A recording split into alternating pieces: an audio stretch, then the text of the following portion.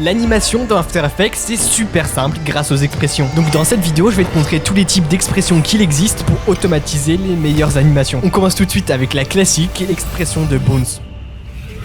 Une fois sur After Effects, pour ajouter à l'animation, on va commencer par créer les keyframes.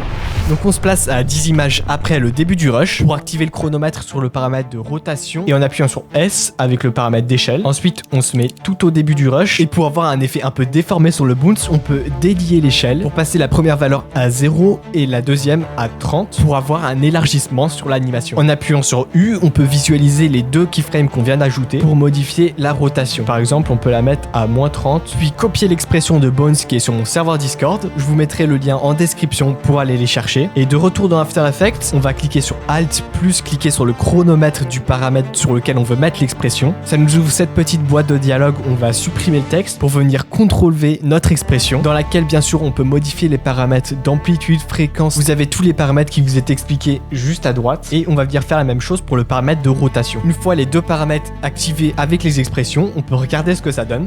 Et là, on a quelque chose de ultra fluide avec des petits rebonds pour adoucir l'animation. On peut regarder ce que ça donnait sans maintenant.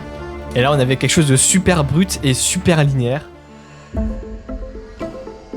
On peut faire un test avec des rebonds sur la position. Donc on va venir monter notre texte, le faire atterrir et retomber à chaque fois. Donc j'ai essayé de faire une animation de rebond très vite fait entre 4 keyframes à la main et ça donne un truc pas très joli, mais il y a déjà une base. Alors que si je supprime ça et que je garde juste le début, puis que j'active le chronomètre de position pour y ajouter mon expression, que j'ai mis aussi sur le serveur Discord, que j'ai juste à copier et on peut regarder ce que ça donne du coup.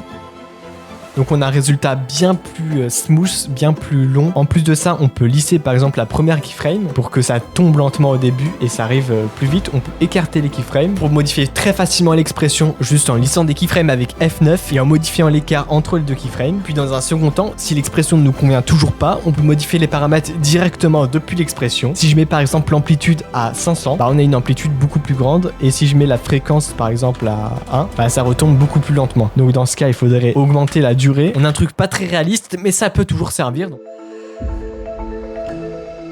Pour la prochaine expression, on va voir l'expression de Wiggle sous 3 formes différentes.